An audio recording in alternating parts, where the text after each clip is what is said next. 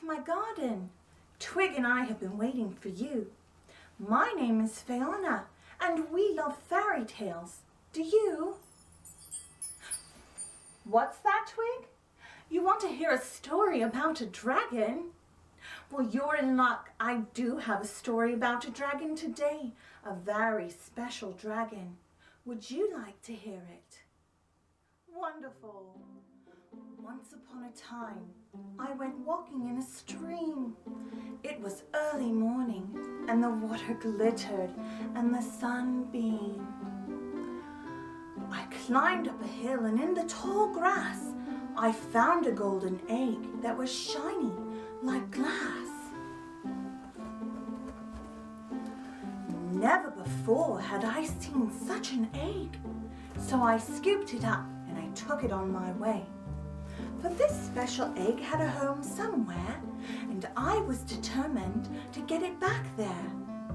As I flew through the air with the egg in my hands, I thought, surely this was a quest to explore the land.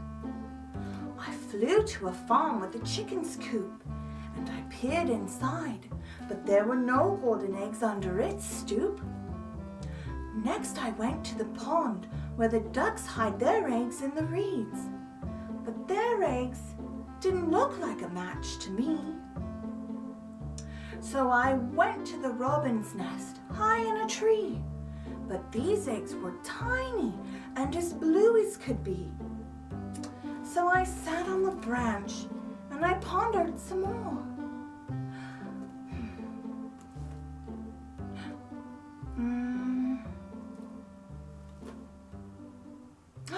How about turtles by the seashore? So I flew to the coast, but the turtles had all hatched and swam to the sea. What, oh what, could this egg be? A thought came to me as I flew home through the air. I wonder about the dragon's lair. For it was right up the hill from where I began. Maybe my quest wasn't to explore the land. So I crept up to the cave and I peered inside. And you know what I saw? An empty nest. And a mother dragon that cried. I whispered, "Does this egg belong to you?" And her eyes fixed on me, just like glue. As scared as I was, I brought her the golden treasure. Gently she took it, smiled, grateful beyond measure. Don't cry, wipe away your tears.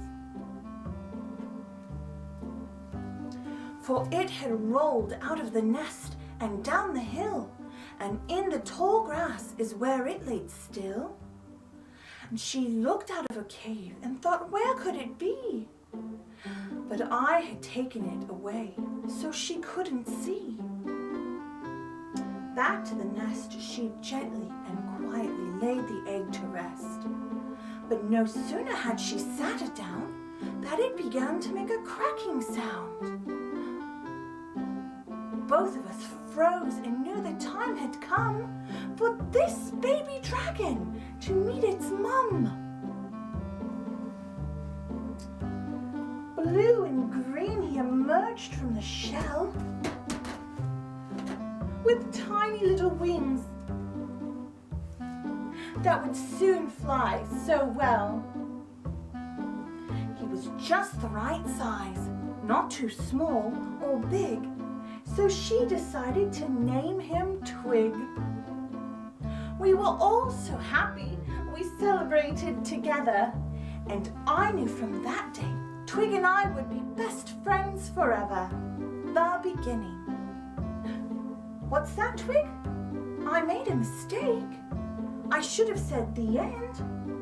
Well, but it's not the end, it's just the beginning of our stories. And I'm so glad too. But I did learn something very important from my own story, and that is that if you take something that doesn't belong to you, you should always give it back. Even if it's scary. Who knows what could come of it? Maybe something wonderful, like me finding my best friend Twig.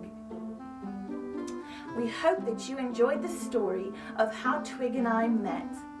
And we hope that you'll join us next week as we share the story of a very beautiful princess. Until then, we hope you have the most magical week.